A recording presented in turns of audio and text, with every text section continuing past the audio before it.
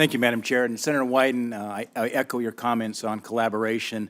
The other word I hear around tables at coffee shops in Montana, besides collaboration, is litigation. We collaborate, and then we have agreements, and then some extreme groups stop it in court. We've got to address this litigation issue, too, if we're going to solve the problem. Representative Zinke, welcome to the committee. It's been a long path from Boy State in 1979 as two juniors in high school to being here today with you. What an honor. Thank you. It is wonderful to see your family here.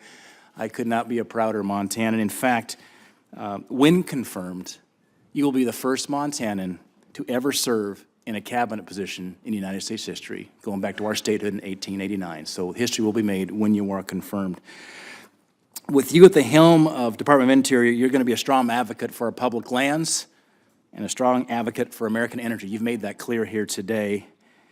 And you have been tenacious in working on behalf of Indian country in the House, representing our 12 federally recognized Indian tribes and the Little Shell tribe, and I know you'll be committed to bringing prosperity to their communities. As I say about Montana, we're a unique blend. We're a blend of Merle Haggard and a blend of John Denver. And mastering that melody is always a challenge.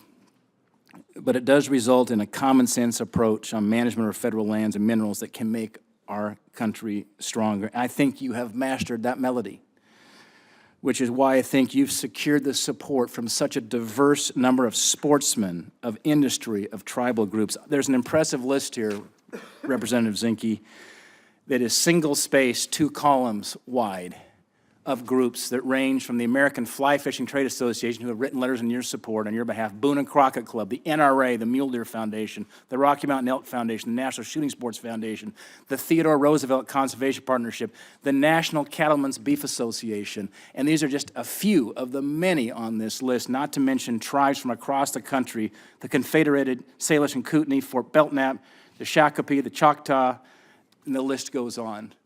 That is a tough balance to walk. It's a walk of wisdom, and you've walked it well, sir. And I'd like to submit some of these letters of support for your nomination on their behalf today to the committee, if I could, Madam Chair. Thank you. Representative Zinke, why do you want this job? Well, I've been asked that. And thanks for the question. Thank you for the remarks. I love my country, and I love public lands. And I love Teddy Roosevelt's idea that we should think bold and big and prepare for the future. And this job I take very seriously if confirmed, because it's all that. Our country loves our parks and our lands. Our nation should be better equip our Indian tribes with the ability for self-determination.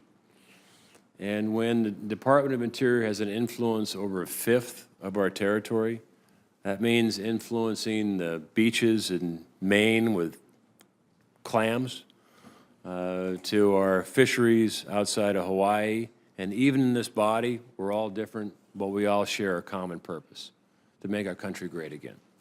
And I think as a Secretary of Interior, I think I'll have inherited 70,000 hard-charging, dedicated professionals that want to do the same thing.